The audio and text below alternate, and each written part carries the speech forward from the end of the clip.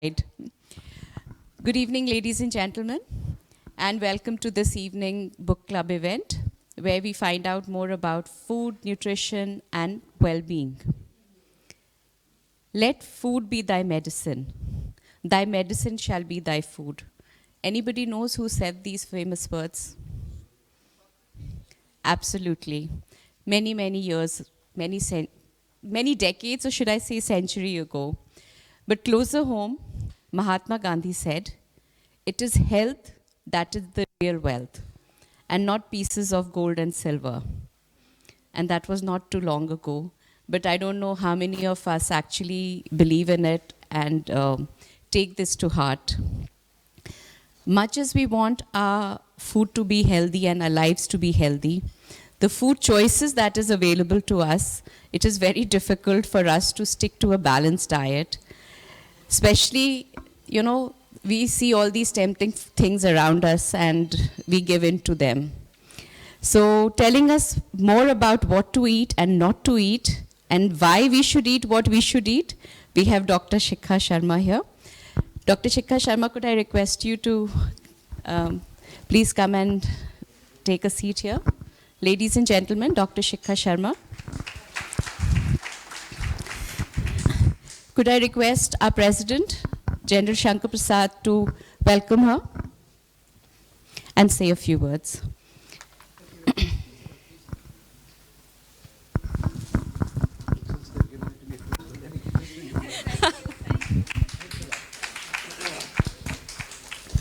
Good evening, ladies and gentlemen. On behalf of Vasant Vihar, we welcome you this evening here.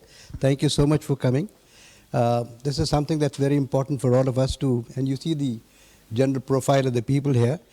They really need to eat right so that they can enjoy life better. But my colleague Sanjana just quoted two beautiful sayings by Socrates and by Mahatma Gandhi. But only a week ago, you must have all read on the WhatsApp group as to there are 10 things that if you do, your health will remain good. And what amongst them is the first thing? There are many that you should walk, you should do this, you should do that. The first thing is look after your stomach and diet. If your stomach and diet is correct, I think you're going to have a healthy life. You can smoke, you can drink. Of course, those have negative effects. But certainly if you eat right and the right quantity, the right stuff, I think you will all keep very well. So I won't want to go much into it because most of us have got, well, at least I have got pretty bad habits and we don't know how to get out of them. But nevertheless, let's see and listen to her as to what she has to say and how much she can impress us to change our diets within the framework of still having some enjoyments left with it. So over to you, Shikha. Or rather to Sanjana. Thank you, General Shankar Prasad. A little bit about Dr. Shikha Sharma. I'm sure most of you have seen her on television, in newspapers, and all over the country as well as overseas.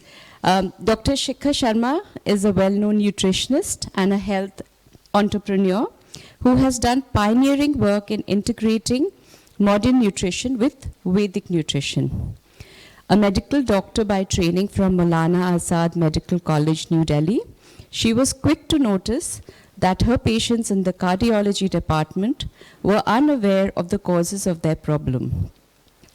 Many of the ailments that the patients were suffering from were what we now call lifestyle diseases, which she was able to identify so early on. And it can be prevented, or at least there is some sort of, you can prevent it by eating right and having a good lifestyle. Dr. Shikha's column appears regularly in many national newspapers and news channels. She's authored many books on health and nutrition, and she will tell us a little bit more about that, what she has written and what is the benefit of reading some of what has been written about. Dr. Shikha Sharma has been honored with many prestigious awards, like the Women Achiever Award by FICCI, the Great Indian Women Award, the Hall of Fame Award. So, we have a celebrity here, ladies and gentlemen. So, a round of applause for her. I think you've heard enough of me. Now we would request Dr. Shikha Sharma to address us and tell us where we are going right, first of all, and then where we are going wrong and how we can improve ourselves. Thank you, Doctor. A very good evening to all of you who have taken out time, which is actually the most important currency, and you have decided to share it with me and with the others, your peers. Today what I'll try to do is, I'll try to touch upon the reasons why I got into this particular area, and also what prompted me to stay on and keep evolving. So like many people, most of the time the kids are told you have to do well in life, and medicine was something which I really wanted to do. And also I think my parents were very keen, particularly my mom was very keen that I should do medicine, and it was something I think her sister wanted to do, and she got married and she couldn't do it, But I think medicine is something which most people, particularly girls, are encouraged to do. Now, when I became a doctor, I passed out of, as it's been mentioned, from Maulana Azad Medical College. And I think I was I was a very shy child. Very, very shy. And when I started working with patients, it was tough because it was very long hours, 24 hours duty, 48 hours duty. And but I think it changed me as a human being because, and I do share it with my own teams, is that when I entered into medicine, I thought it's going to be one of the trophies you get in school, another trophy. But it was not a trophy, it was actually a life change. Because you see patients up front, you see patients from very humble backgrounds come, you see deaths, every day you see a death actually. And that affected me. And one day I remember I came back home and I told my mom said that your uncle's daughter's first birthday and we all have to go. I said, I will not go. She said, why? You have to go. Your dress is ready, everything is ready. They'll be expecting you. I said, Mom, I had lost 2 patients last night. I don't feel like going. She said, you are letting your profession affect you. I said, Mom, I'm human. So what I realized is that when you pass out as a doctor, you may get a degree of a doctor, but you become a doctor once you see patients live and die. And that set me thinking that what are we doing as a doctor in an ICU, letting the patient first spoil their health and then start treating them once their heart left ventricular ejection fraction has dropped to 30%. I mean, what are we doing as doctors? Why are we waiting for people to come in at the last fag portion of their health journey? And I started thinking, an idea started kind of brewing within me that I need to work in preventive healthcare. I need to work in an area which actually prevents this event from happening. And that's how my journey started. Now, we all know that preventive healthcare is a very vague term. I mean, what is prevention and how do you prevent? And when I studied at that time, preventing heart disease, preventing diabetes or reversing heart disease or diabetes was not even talked about. We were not taught. It was considered fatal, that once you have it, it's fatal. And that's why we grew up. I mean, I studied and I was taught that this is an irreversible disorder, which obviously it is not. It is reversible. But as doctors trained in Western medical information, what I realized is that we are sick care doctors. We look after the sick, but we don't make people healthy. So Western medical science will look after you fabulously if you are sick, but it will not stop you from getting sick. It'll salvage your heart, it'll salvage you if you have a high blood pressure, it'll salvage you if you come in the emergency with an asthma attack, but it will not prevent that asthma attack from happening. That set me thinking that there's something wrong with our healthcare system. Now, at the age of 22, 23, you can't start questioning the healthcare system because you almost worship that system. You are trained in that system. But that thought started coming to me that there's something inherently wrong with the way things are in healthcare. And of course, during COVID, we have seen it again. So to cut a long story short, my journey started moving towards preventive healthcare, when I started moving towards nutrition, actually, my family was very upset. They said, we were hoping you'll go to US, become a cardiologist, work there. Now, why have you changed your direction? There is no future in nutrition. And most people don't even know that whether nutrition is a degree program or a certificate program. What are you doing there? I said, Mom, give me a few years. Let me experiment. How does it matter? So I literally bought those few years saying that let me experiment, let me do what I wish to do. I said, Mom, whatever you said, I've done. Good grades, medical college. Now it's my turn to do whatever I feel like. You told me once that you get good grades and you go to medical college and you can even sell cholas on the road. I said, this is the time I take that promise from you. So I started experimenting. All of them failed in the initial few period because my understanding of nutrition was zero. As a doctor, I was not trained in nutrition. So everything failed. And that pushed me to think harder that there's something inherently wrong with this whole theory of nutrition.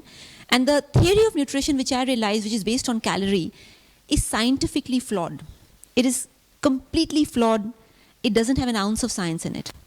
And I'll just give you a small example why it doesn't have an ounce of science in it is, because the way the calorie theory was created, it was created because there was a seminar happening. And in that seminar, they were trying to look at how would a steam engine run? What is the energy for a steam engine to run? And they looked at that, how does a steam engine run? You burn coal. And with that heat, you boil water. The water converts to steam. And once it converts to steam, the steam engine runs on the energy. And somehow they just copy-pasted that theory into human energy, into human metabolism. Now the thing is that humans do not burn food inside their tummies. There is no burning happening. Burning is a process which scientifically, and I think Mrs. Nita, I think you know, combustion, it's burning. Combustion is not metabolism. Combustion is you just burn it. It's irreversible. Metabolism is like, I'm sure many of you would have seen Lego bricks and you would have bought it for your kids. Metabolism is like dismantling and reassembling. Nothing is destroyed. So you dismantle an apple into its constituent parts and then reassemble to become skin, to become hair, to become liver tissue, to become bone tissue. So this reassembly and this breakdown is metabolism. It is not combustion. And the biggest flaw which I saw was that a food which is the most fattening, which is sugar, has been given the lowest calorie count, which is 16 calories for every 5 grams. And how it happened was that one of our patients who came, she had her young son, and how, you know how teenagers are. And the young son said, you will be planning my diet and stuff. And my mom says that I need to do this, and that's why I'm doing it. I don't want to do it on my own. So we were trying to counsel him. And he said, how many calories will you give me?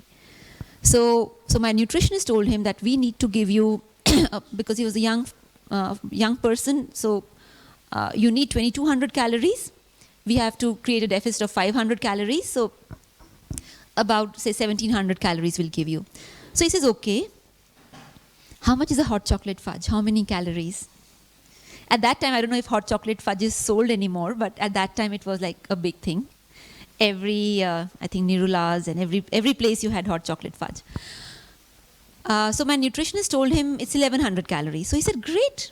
1,100 every day I'd take a hot chocolate fudge, and the balance you can give me of whatever sabzi dal you want to give me. And now she was like stumped. She came to me, she said, Dr. Shikha, this is what he's saying. He's not agreeing to give up his hot chocolate fudge every day. And that set me thinking that actually what he's saying is very scientific, and we are just kind of bulldozing him. But he's a scientific person. And I started going deep into that, what is the calorie theory? And then I realized this whole theory is wrong. It is completely flawed. Now, if you take away a theory, you have nothing to fall back upon. So I said, oh my God, if the science is wrong, then what am I doing in this field? I need to find something which has stood the test of time, which is scientific, which is replicable. So in science, you have to it should be replicable. You should be able to demonstrate. It should have a logic. So I stumbled upon Ayurveda. Now, for a lot of us who are born and brought up in a Western system, including me, I used to think Ayurveda is wrong. Ayurveda is unscientific. Ayurveda is harmful. Ayurvedic physicians are people who don't know anything. And that's how, unfortunately, was the thought in a lot of us who were completely trained in Western education. So, but when I started getting into Ayurveda, I said, oh my God, it's a fantastic science. Ayurveda is only science which connects all the dots, from spirituality to physics to food to seasons. It connects everything with very, very simple solutions. And I'll give you an example. So in nutrition field, most of the calories are measured by a process called, there's a device called a bomb calorimeter. You put apple in it, you burn the apple. The temperature rises, you measure the temperature, and you say, oh, this is 30 calories, or 40 calories, or 50 calories. So you just burn the food and say, this is 50 calories. Now, what happens? There is no concept of anything, and they say, okay, if you eat an apple, you get 50 units of energy, which is not true, which is actually not true. So when I started looking at Ayurveda, the first thing, interestingly, I have 3 areas of interest which I read. One is spirituality, the second is physics, and the third is health sciences. So I love health sciences, I love physics, and I love spirituality. And I used to have each of these books which I would read simultaneously. So when I was reading spirituality, and obviously for spirituality you go into various books, and then finally you end up in the Upanishads and the Vedas. And one of the things which struck me was Yatha Pinde Tatha Praminde. What is inside you, the microcosm, is also outside the macrocosm. That means the energy of the macrocosm is living inside your body as the microcosm. You are that energy. So that, of course, kind of also brings about the fact that we have to have an interconnected understanding and interconnectedness of us and the environment and everything. So I read this, and when I read a little bit of Ayurveda, what it said is that we are formed from the same energies as this entire cosmos is formed. The planet is formed. And what are those energies? So those energies, in a very simple term, are called air, water, fire, earth, and ether. My understanding of ether is cosmic intelligence. That's my understanding of ether. It's defined as a sky, it's defined as ether, but what is ether? Ether is the cosmic intelligence, which knits them all together. So earth, water, fire, they're all energies, and the cosmic intelligence which knits them together is ether. So that's the intelligence. Another interesting thing which I found in Ayurveda is that when I studied as medicine, I was taught there's human anatomy, there is bones, there is tissue.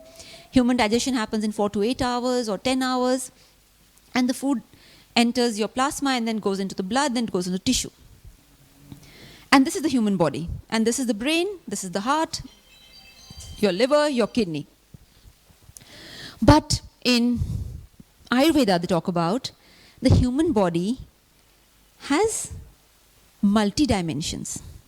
The physical dimension is only one part which you can see, but you are not your body.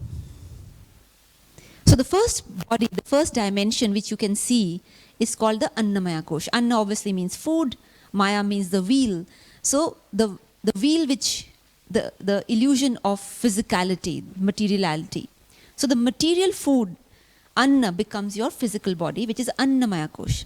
The second is your breathing body. Nobody has defined what breath is. We know we need oxygen, but what is breath? What is that life energy which is running us? It's like a phone. We are a phone, but what is that electricity which is charging us every day? So that is Pranamaya Kosh, the breathing body. The third body, which is also part of our human existence, is the Manomaya Kosh. which is the thinking, feeling body. So while I was reading this, I was also reading spirituality, which talked about that the whole world, the whole cosmos, is a feeling cosmos. It's a thinking cosmos. When you think, it thinks with you. When you feel, it feels with you. Right? And the New Age spirituality talks about raising your vibration so that as you raise your vibration, you manifest that. So constantly, if you're in a negative vibration, you'll manifest that negativity in physicality. So we become like co-creators of our bodies. We are co-creating our bodies because we are moving in a vibration field, and then we manifest that. That whole logic which I was looking at, it was all interconnected. That if the human body is, first is Annamaya Kosh, the first layer, the physical layer, made out of food elements. The second is the breathing body, which is the Pranamaya Kosh. The third is the Manomaya Kosh, which is thinking and feeling body. The next is Vijnanamaya Kosh. Now, Vijnanamaya is not knowledge. We all know a lot of knowledgeable people go wrong because the knowledge has to be clubbed with wisdom to be applied correctly. Otherwise, it's a nuclear power. Nuclear power you can use for therapy. Nuclear power you can use to generate energy. Nuclear power you can also use to destroy planets. And that's exactly what's happening today. We have the knowledge, we have the intelligence, but do we have the wisdom to use that knowledge in the correct fashion? Interestingly, at that time, when you talk about mythology, they talked about Astra and Shastra. And there was a difference between Astra and Shastra. So there were some implements which were hard implements. But there were some war implements or devices, or what do you call, which had to be powered by mantras. Which had to be powered, and then the mantras would work with that and do whatever it had to do. So what I'm trying to say is that we are talking about not a physical only body, which we all know that a physical body, within seconds of, I have seen deaths, I have seen plenty of deaths. Within seconds, once a person dies, the physical body is nothing. So we are obviously beyond physical body. We are much more than a physical body. And the understanding was there in Ayurveda, that you are much more than a physical body. You have 5 layers. You have 5 dimensions. A human being is made from 5 dimensions, where the Vijnanamaya Kosh is actually the layer of wisdom. It has also been talked about, alluded by Einstein.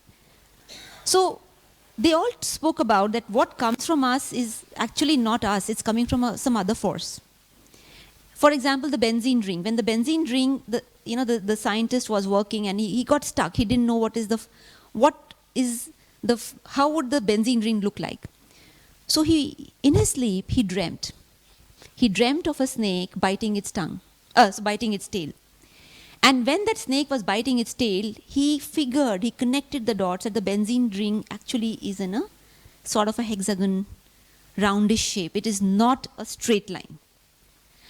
So most of the discoveries, most of the scientific jumps, as they say, did not happen because the person was very intelligent. It was because the person was open.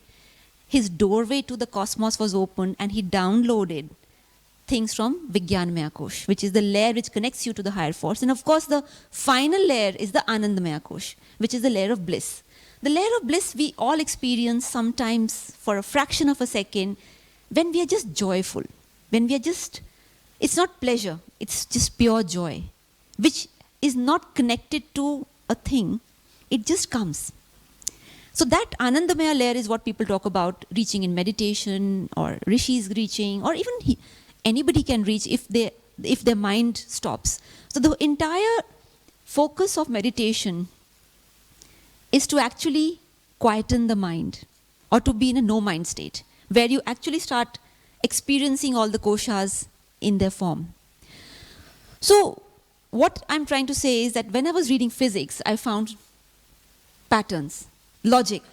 When I was reading spirituality, I could connect the dots. And when I was reading health sciences and nutrition or Ayurveda, I could see that all of them are actually interconnected. They're saying the same thing.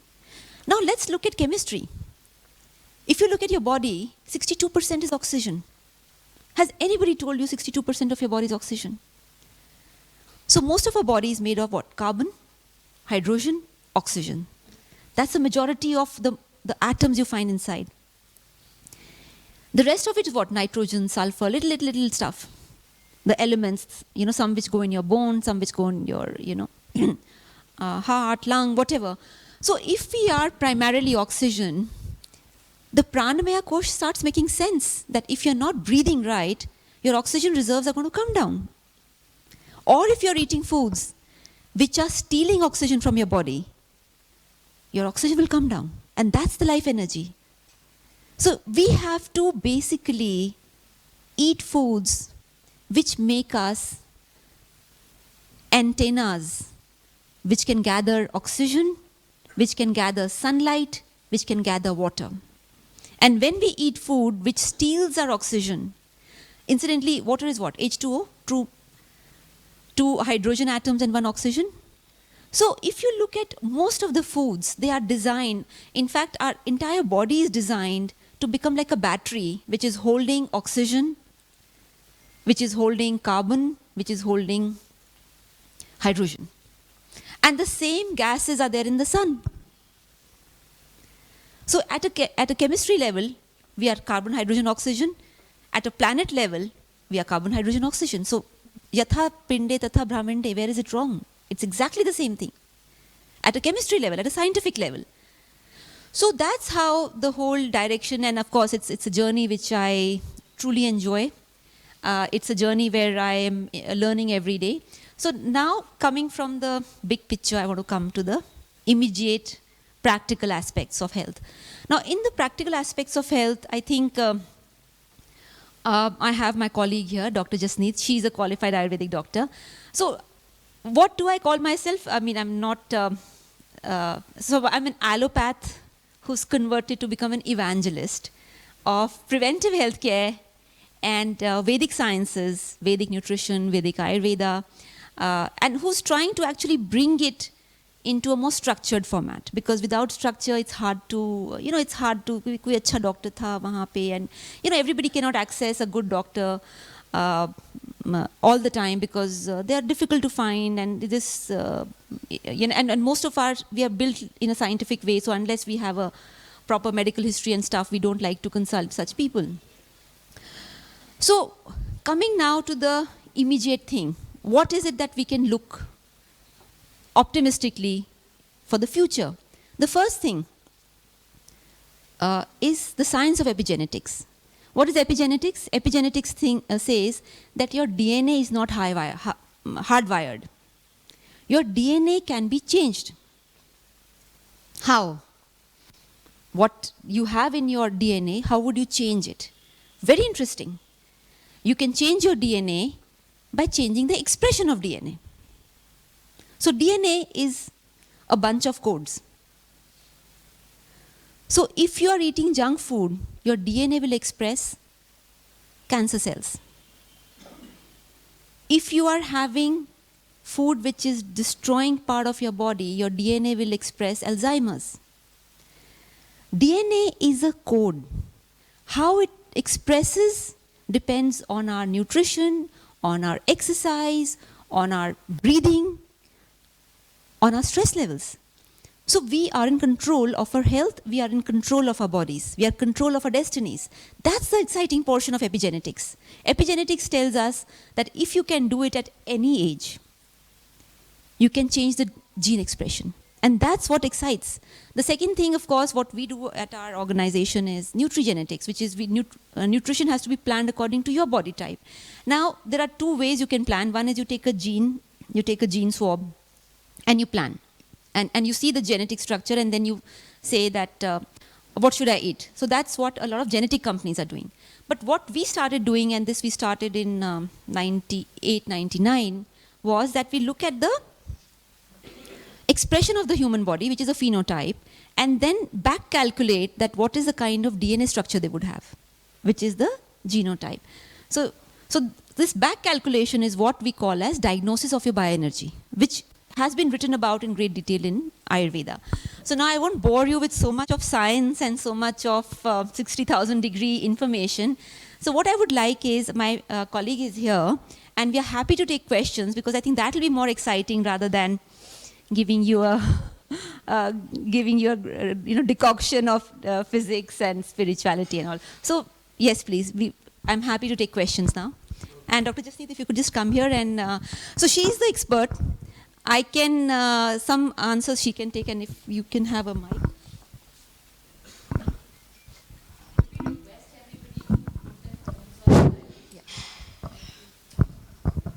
Yes, yes, so, yes. I would like to have mic. Good evening, everyone. Good evening. I will be asking one main question and supplementary. Once you have focused on Ayurveda, why it is not mentioned Ayurveda is the future of good health rather than Vedic nutrition? A very good question. So the reason we didn't write Ayurveda is the future of Ayurveda is the future of health is because it could be Ayurveda could be the future of health, but I think it is the convergence of all sciences which is the future of health. And when we are talking about convergence of all sciences, I come from allopathy. I think allopathy has great diagnostic techniques which are very measurable, like X-ray, ECG, blood test. Similarly, if you look at other sciences, whether it is homeopathy or whether it is Ayurveda or whatever, I think the convergence is what is the future of healthcare. And Vedic nutrition is the future of good health. So, just one second. Did that satisfy your answer? Are you? Yes. no, it's okay what you say about it. I feel that Ayurveda is part of Vedic nutrition. Yes. So Vedic nutrition is actually a subset of Ayurveda. It's a small portion of Ayurveda, because Ayurveda deals in pranayam, yoga. It talks about a lot of other things, surgery. It talks about medicine. It talks about nutrition. So Vedic nutrition is a subset of Ayurveda. My another important. Yes. You have mentioned that particularly in the allopathic sciences, more focus on the treatment is given to for a good health on calories. How much Yes. calories you Yes, take. yes. So, but how you will convince?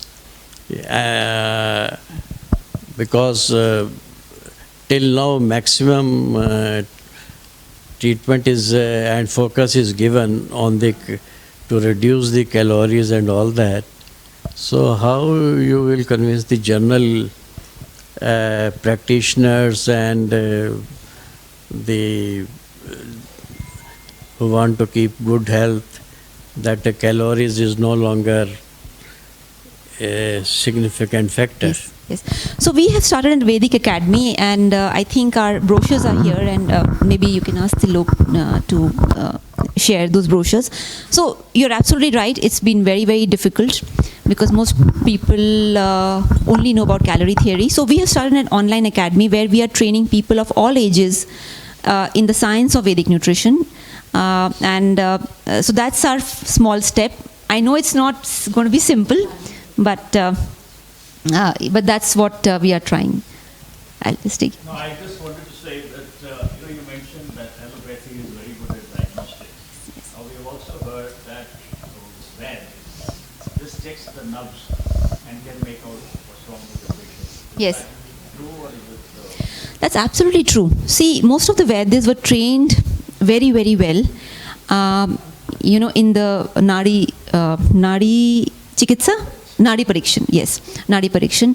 But the thing is that the Nadi Parikshan only the Veda knew. But today, if I want to say, give that diagnosis and have somebody else also see it, it's easier with an ECG or it's easier with a blood test.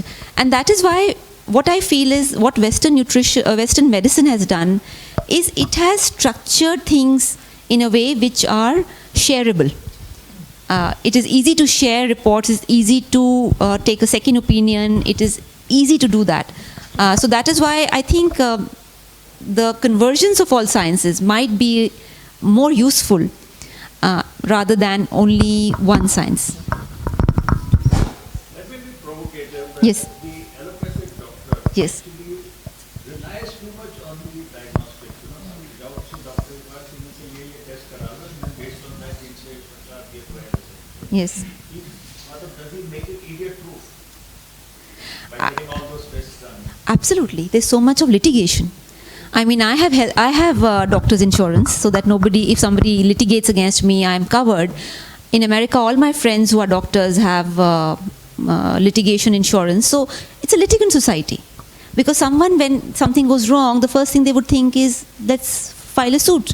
So, that's hard evidence that, okay, I did all my tests and this is the patient's report and I took my decision based on these 4, 5, 10 things. So that's the whole problem. The trust factor is eroding. And it's more on hard evidence, and it's okay. That's how I guess societies change.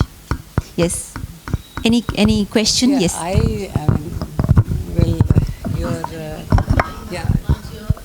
Hello. Yeah.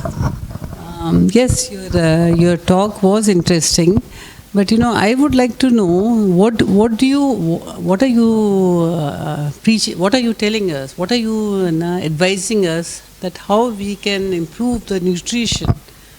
I mean, we all know what kind of diet we are having. So, what are the basic changes in our diet? I mean, of course, we know exercise, we know what food is good, but anything beyond that which we are not aware, I would like to hear that. Thank you. Talk about biotypes, bioenergy, and prakriti. Do you want to talk about it?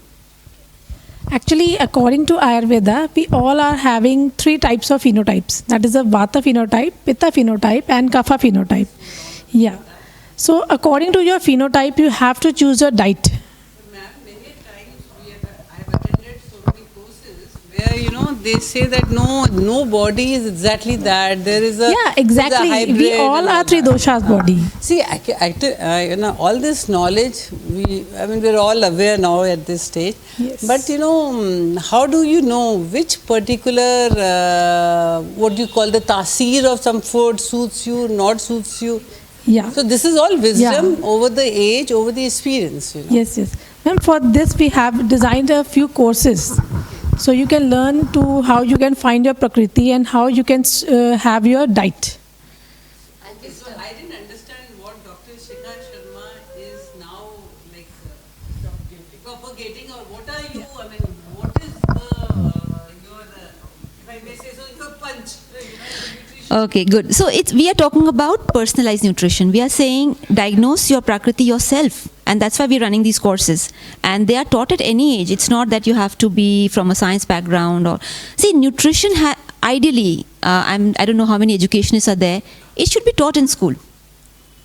It need not be something of like you it's only a speciality, because we all have a body, we all need to take care of it. How to feed and look after should be taught in school and colleges. So what is our punchline is we call it Vedic nutrition. So Vedic nutrition is what we are propounding. Vedic nutrition is what we are promoting. Vedic nutrition is what we are encouraging people to know about. Yes. So that's why we are running courses. We are running very short courses. Yes. So the reason we started courses is, I'll tell you 2 reasons. Because a lot of patients who were coming to us for advisory, what we noticed is that once the advisory is over, since they have not understood the fundamentals, they are not following it very well. They are not following. They have not understood the true essence of that information. So we started personal nutrition courses, which are only for they're only for I think 15-20 days, online courses. And what I was happy to know about is many of our students who are well into their 50s and 60s one of the students said, I started seeing benefit in my fibromyalgia, which he had for many years. So what we are trying to do is we are trying to also say that you can do the course if you're interested.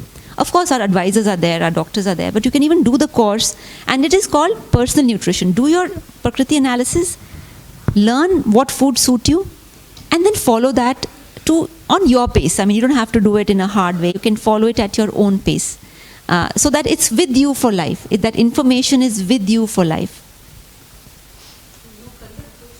Hello. No, we have faculty. The reason I don't conduct courses or I don't give advisories, that will be unfair because I am not trained as an Ayurvedic doctor. I mean, I can explain a concept. But I'm not the expert because I'm not either trained in Ayurvedic. I don't have an Ayurvedic doctor degree. I don't have a nutritionist degree also. So I choose intentionally not to present myself as an expert, but more as an evangelist. And that is why I just consulted for 2 years, and then I figured it won't work because the experts should do what they know best. Yes. Yes. These days, there's a lot of push on proteins Yes. to gain energy. What is your comment? And do you have any alternate in Vedic medicines to protein? Alternate to proteins? See, protein is part of our human body, and that is why if someone is not having enough protein in their diet, they need that protein. Yes. So protein is a very important component of our human body, and if you're not getting enough protein, obviously there'll be health problems, regeneration problems, skin problems, and other problems. The question is, are people eating protein for balancing their body, or are people eating protein as a quick fix? Because a lot of people eat protein as a quick fix. That, oh, I am going to the gym. If I have a certain protein which has steroids, if I have certain proteins which have certain chemicals which are designed to push muscle growth faster, then I can get the result. Instead of in 1 year, I'll get it in 3 months. And that is the problem where, see, my problem is that when people are selling a product as a Sanjeevani Booty, as the one fix-all solution, there is no one fix-all solution. It is a process. So if some protein is being sold, oh, this is the only thing you need to do and you don't need to do anything else, that's not true, because protein also depends on if you're absorbing well. If your GI is not healthy, you won't absorb the protein. Did that make sense?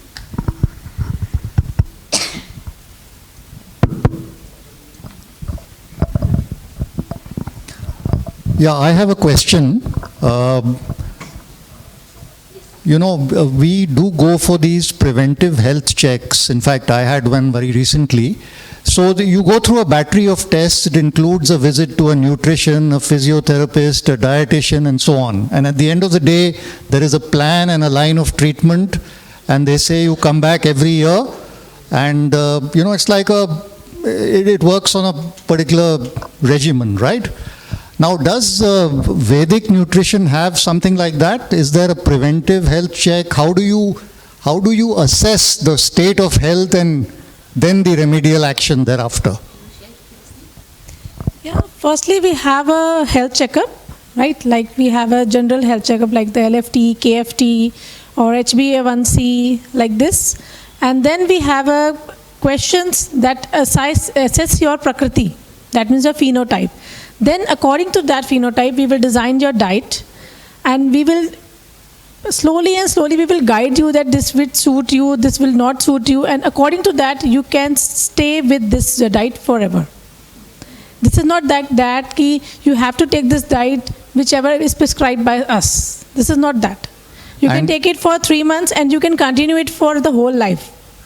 No, suppose you go through an allopathic line of treatment and an Ayurvedic line of treatment. Yeah.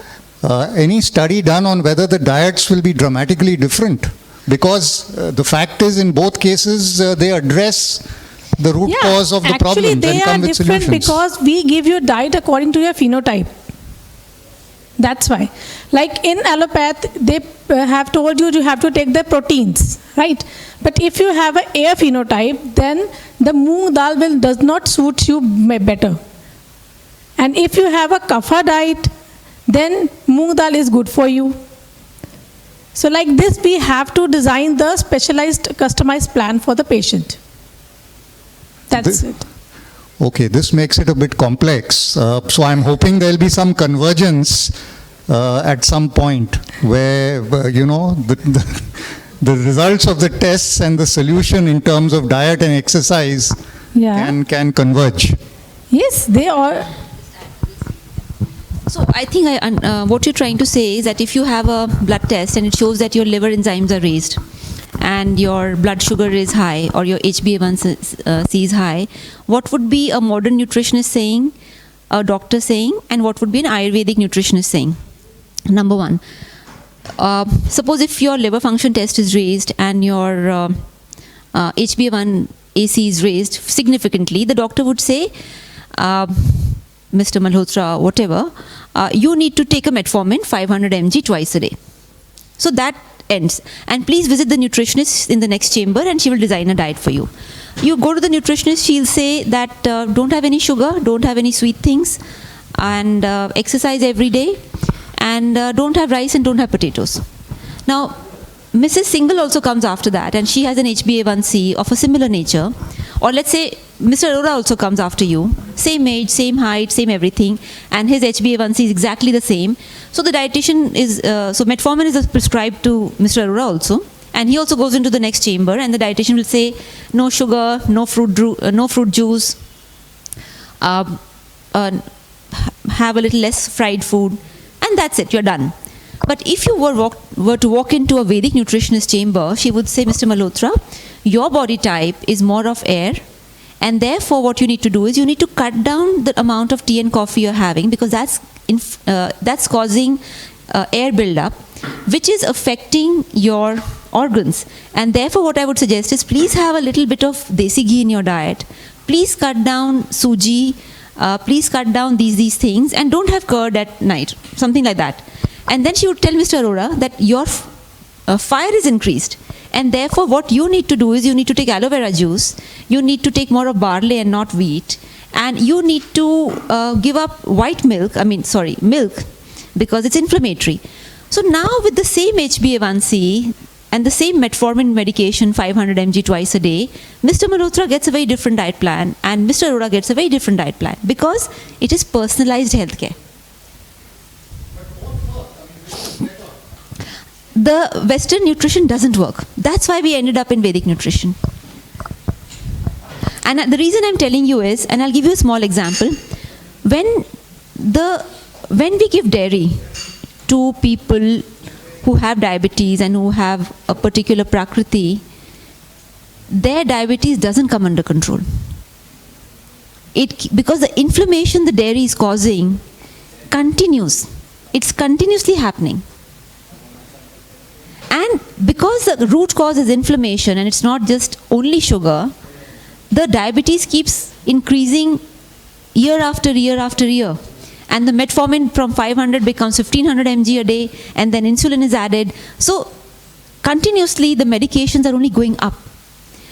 Now why I'm saying so is because it's like blood group. You can't give O positive blood group to a B positive. We all know that. Personalized healthcare is coming up. Like pharma companies are now investing heavily in personalized medication. That means if you have pain, you may get a Brufen, but she may get an aspirin, because the way you are metabolizing Brufen is very different from how she will metabolize Brufen. So in healthcare, in pharma, personalized healthcare is coming.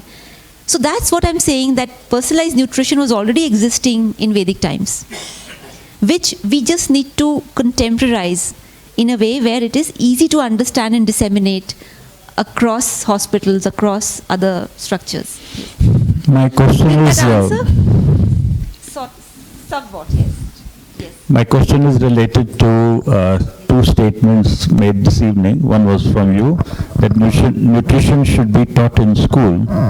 So in school we were taught that we all must have a balanced diet, which includes protein, carbohydrates, vitamins, minerals, fat, sugar, water. And the gentleman here asked a question about proteins. So today, when people are advising you, somebody will say give up carbs, have more protein, give up fats, give up sugar, whatever it is. How do you correlate the two things? I mean, should we continue to have a balanced diet, or we have to now start shedding one or the other component of nutrition?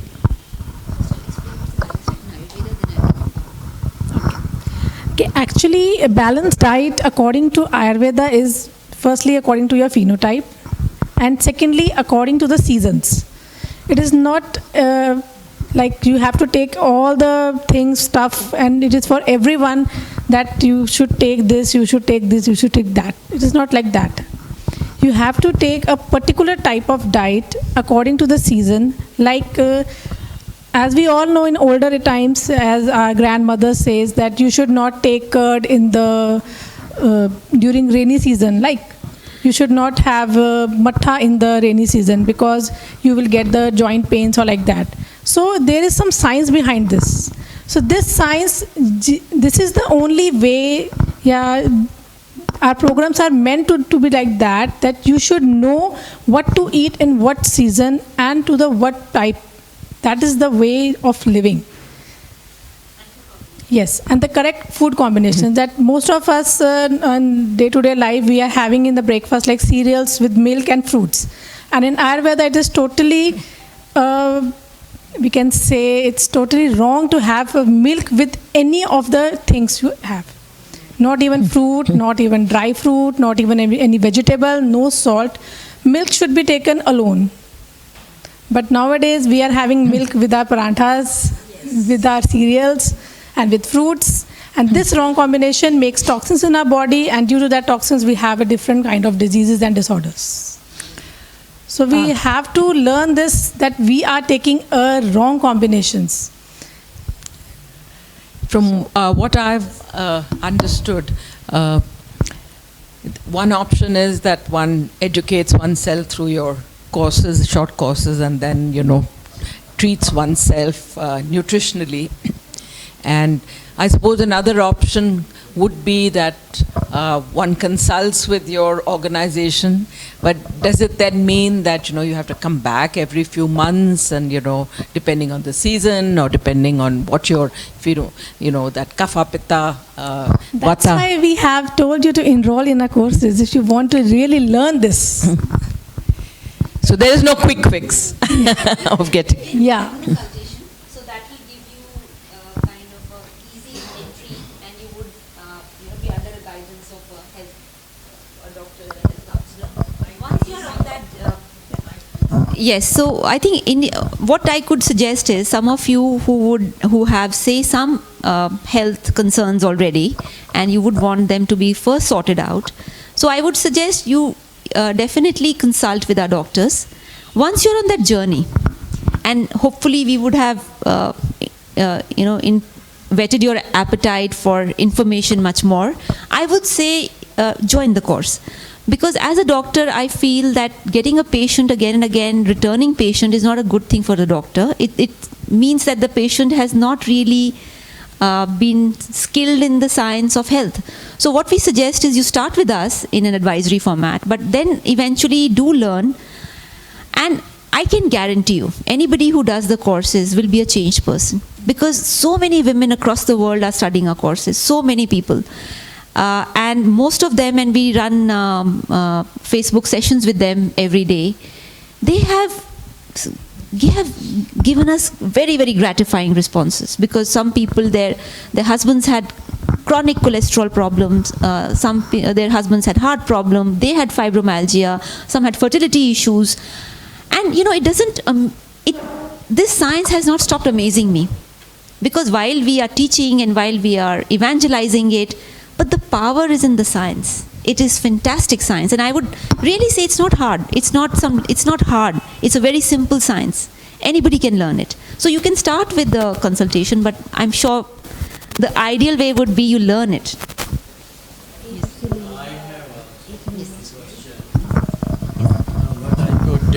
What I could make it out, the thrust is on Ayurvedic way of for good health, Now these Ayurvedic courses are being run across the country since many years. So if that is so, I hope whatever you are teaching, that must be taught in the graduation or post-graduation in the Ayurveda courses. Yes. And if that is so, why Ayurveda has not overtaken allopathic if what you are saying is so useful? Because most of the allopathic doctors don't value Ayurvedic doctors. No. Question is not that. Question is, we are teaching Ayurvedic across the country, and why till now they have, you could not convince, and all of a sudden now you are trying to focus it, and there are, so that is the point. Okay, so the answer is very simple, and the answer is, I think all of you might remember many years back, one of, I think it was a US university, was trying to patent haldi, the anti-inflammatory impact of haldi. The tragedy of India has been that we have not respected our own wisdom and sciences, and the way China has done, the way they have brought acupuncture. Acupuncture is part of mainstream healthcare. Every hospital, modern hospital, has acupuncture in their thing, and they have managed to put acupuncture even in American hospitals. So I think the tragedy of India has been that we have not respected our own sciences. We have not put it on the, we have not done the research, adequate research to bring it up on the platform where normal people can understand, where science can understand it better. Now, having said that, the thrust of what we are teaching is a very small part of Ayurveda, which is Vedic nutrition. We are not teaching the entire Ayurveda because that would be very complex. But what we have seen is, in the last few years, there has been a sea change amongst doctors, there has been a sea change amongst patients, and people are not any longer looking at quick fix. Because people have done the whole drill. They have taken allopathy medicines. I'll give you a small example. If you take a statin, which is to control cholesterol, the side effect of statin is it will damage your liver. And it's in there in the books. You can Google it. It's not something I'm saying. So most people, initially they're very happy, oh, I had cholesterol. It's sorted. I take a medicine, it's a statin, 10 mg, I'm sorted. But after 15 years, when the liver is getting damaged, then they're asking the doctor why. Why did you give me a statin when this was a side effect? The doctor will tell you, because you don't control your lifestyle. So you take a roundabout and say, oh, I wish you had told me earlier that this statin is only a temporary quick fix and it's not going to treat my liver, it's only going to give me a temporary fix. So I think longevity as a science is being taught in Stanford, in Western world. All the elements are of Ayurveda. They are teaching it as functional medicine. Intermittent fasting, some portion they have taken out of Ayurveda. So, in fact, forget about that. The funny thing is, one of the German companies, a startup, has taken wine recipes from Ayurveda and put an IP on it. Because Ayurveda has a lot of wine recipes. And wine fermentation was also used as medicine.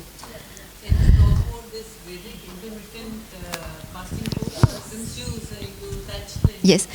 So I'll just take her question. She's been asking for a long time. Yes. A lot about your lifestyles in your program. Do you also combine it with Ayurvedic medication?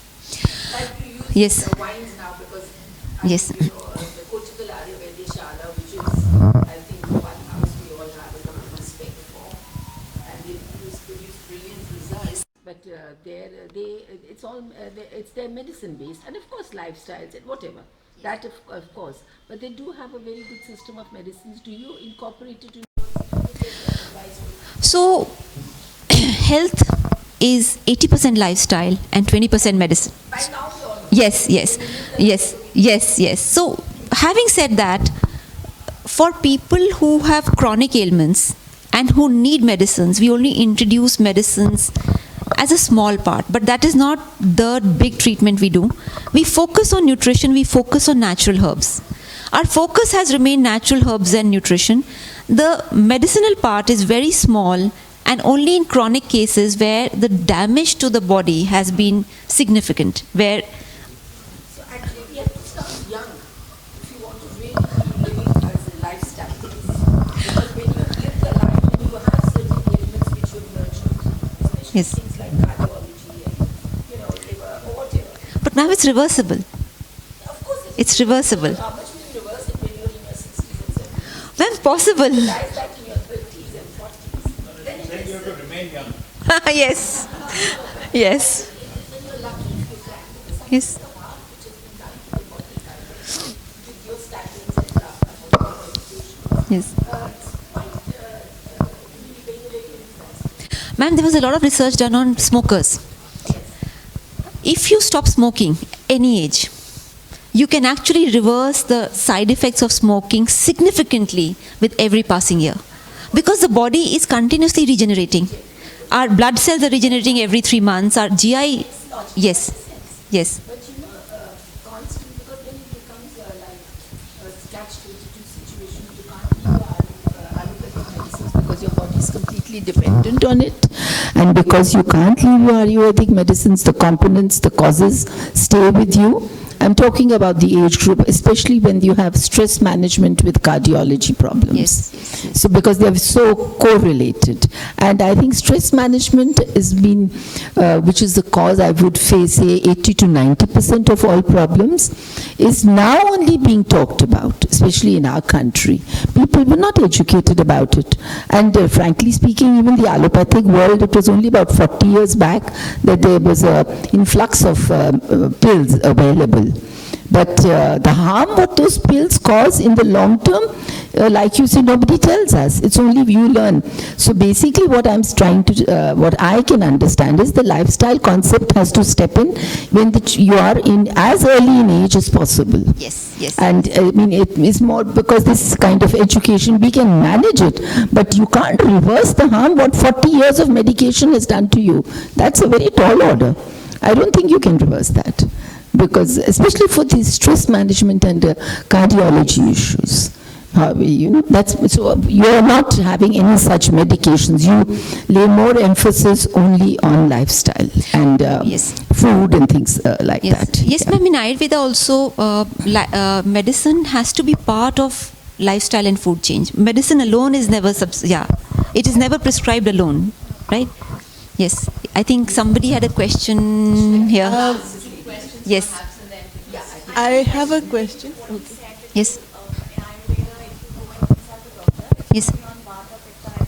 Yes. So, for example, if someone walks in with diabetes and cholesterol and a heart problem, you prescribe all the things that you're supposed to, and you then get the tests done to see if there has been a very, change or in the blood sugar levels or the cholesterol levels. Has it really helped? Absolutely.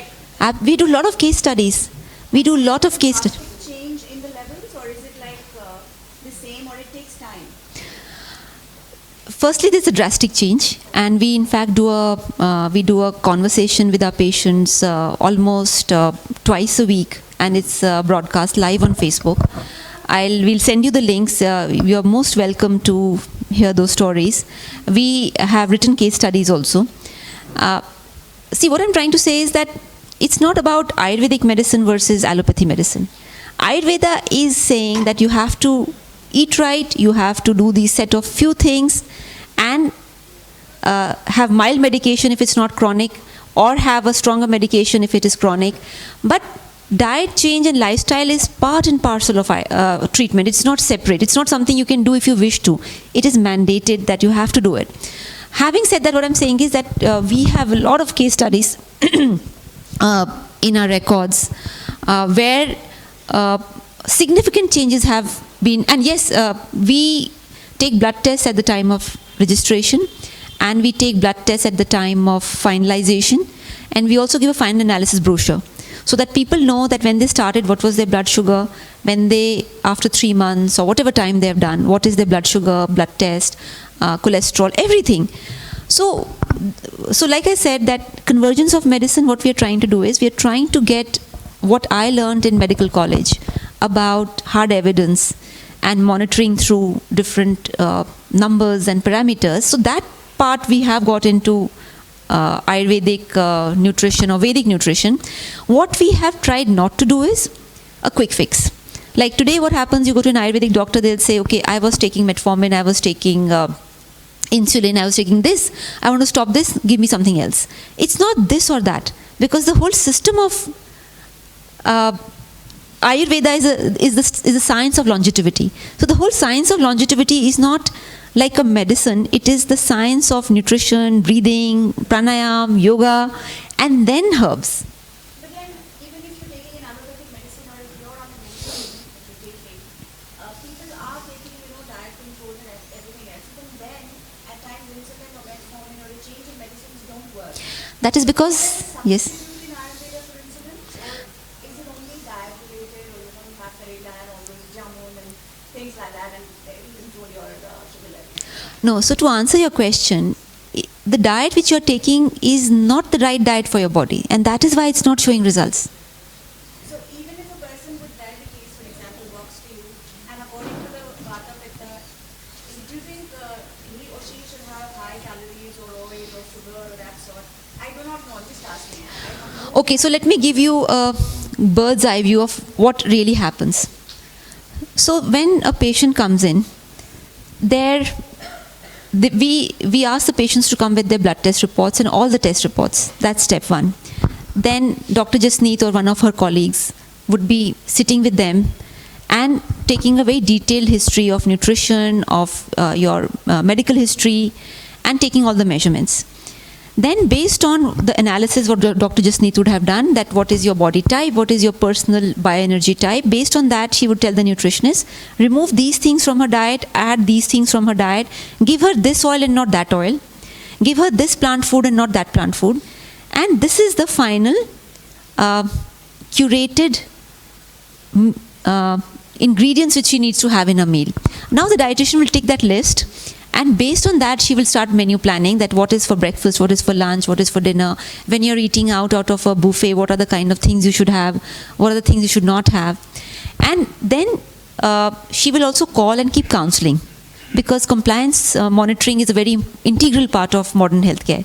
So she will do compliance monitoring, she'll keep checking in, she'll see, okay, when you ate that, were you hungry, were you not hungry, what happened? And did you benefit? So this carries on, and after the end of 3 months, again your blood test reports are done, your blood work is done, and then it's compared that, okay, when you started, what was it, and now what it is. In this, we have just recently added a little bit of the education piece, which is the academy, because what we realized is that when patients go through the whole program, they get well, but they don't know how they got well. They don't know why we gave them oats and not rice. They don't know why we gave them why we removed milk from the diet. So the why portion was completely missing. So with the academy, we have added the why portion, that know why we did what we did. Know why we gave you that whole protocol, what we did. So that's how it is different. Have I explained? Again, I would again come back to the question, if somebody comes in with a very high blood sugar levels, and allopathy is not working on that person. So would you ask that person to stop the allopathy and would you give a substitute? No. See, there is no substitute for insulin, because Ayurveda doesn't work on the principle of suppression. Ayurveda and modern medicine are completely different in their philosophy. Modern medicine says you have a pain, kill the pain. How would you kill the pain? The pain receptor which catches the pain or which catches the pain cells, numb them. If you have a gallbladder stone, remove the gallbladder. If you have high cholesterol, disrupt the processes which make cholesterol. But that's not how Ayurveda works. Ayurveda works, if you have high cholesterol, your liver is full of toxins. So first step, detoxify the liver. How do you detoxify the liver? Vegetable juices, fruits, clean water.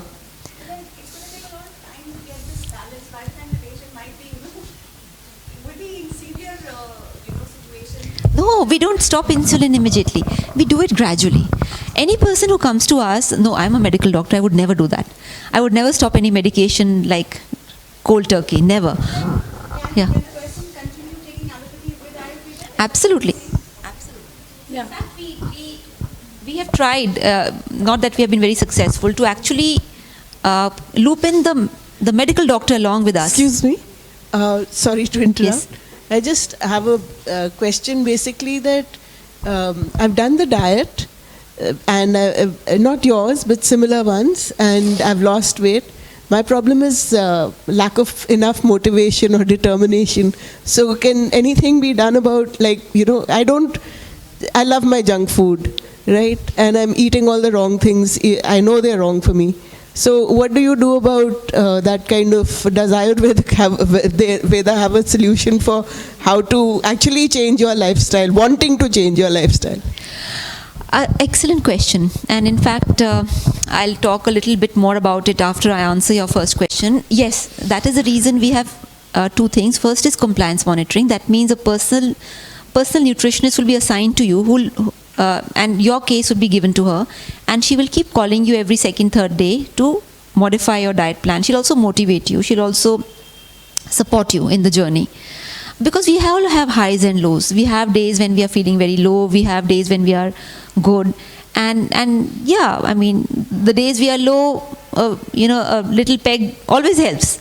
But the days we are very high or very happy, that also it helps. So we kind of try to help everybody with their food. But having said that, what I'm trying to say is that is the reason we introduced the education bit.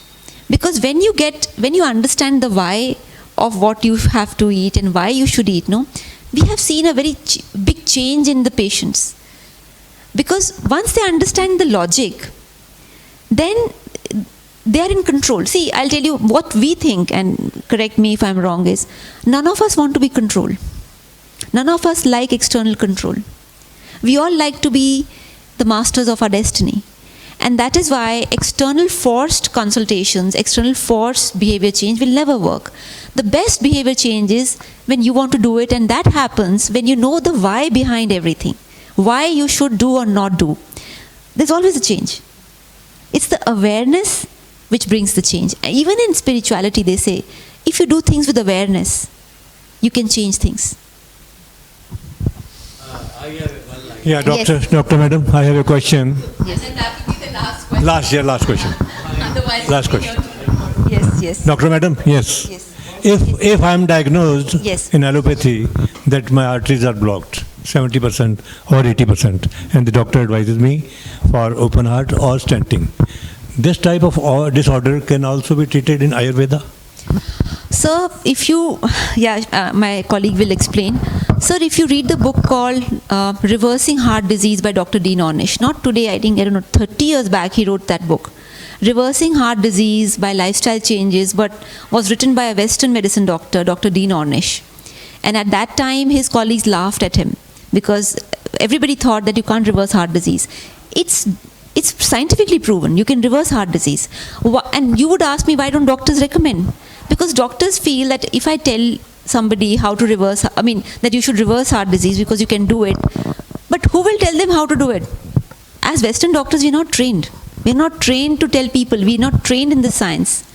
So eventually the doctors give you what they think they know best, and it's in the immediate interest that you should not have an eventuality tomorrow. But the short answer is yes, you can reverse heart disease. It is possible. It's been written about. Again, you just go to Google. There are a lot of publication sites which are research driven, and it's clearly mentioned there. One personal question. Yes. I'm a heart patient. Yes. Can you take soya as protein? So that will depend on your body type. So if you are Vata body type, you want to answer that question?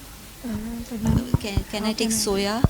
It depends on his body type, right? Yes, so if you're so the certain body types can take, certain body types can't take. So it depends on your diagnosis of your body type. Okay. Yes. Ma'am, benzene drink is a formula of a compound, a chemical compound called benzene, and these benzene drinks are found in multiple structures, or I can say, like for example, when we talk about oil, it has carbon, hydrogen, oxygen in a very long chain, so it becomes oil. The same carbon, hydrogen in a different structure becomes bread. So benzene is one of the structures. Because you called it a drink, that's why. Drink? No, ma'am, no. Ring. Yeah, last question Yes. from my side. Yes, sir. You just mentioned about the various case studies you have. Yes. It will be quite important if these case studies are published in important journals across the world, so that the science, studies, its impact goes to the scientific world, so that they could understand the importance of it, what you are doing for the humanity. Thank you, sir. And I can just add over here, we are very fortunate. Just a few days back, we have had a collaboration with a very renowned nutrition college, Sir Vittal Das Thakurse College of Home Science.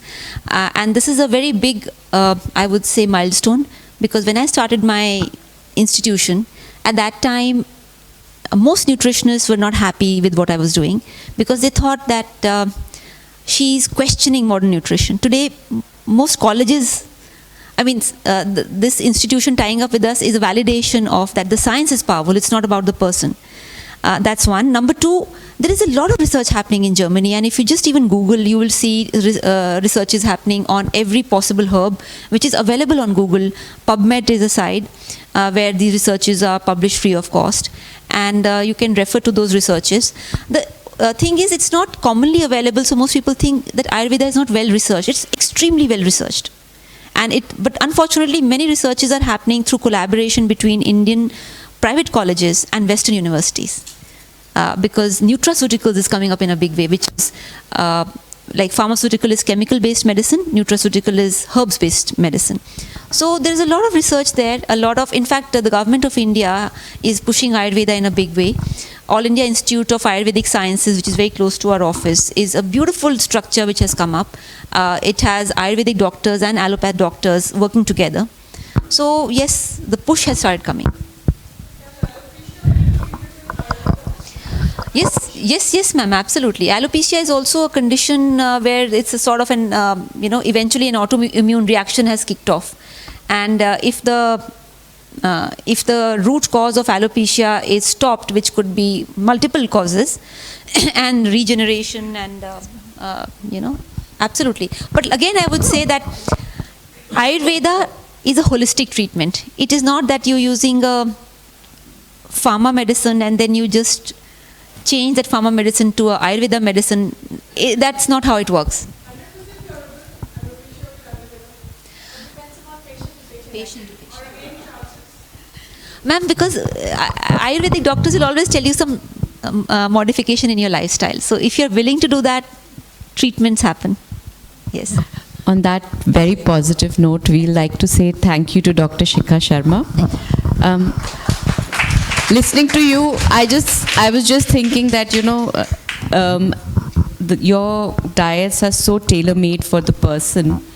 How does a family, cope with different types of food types and different meals?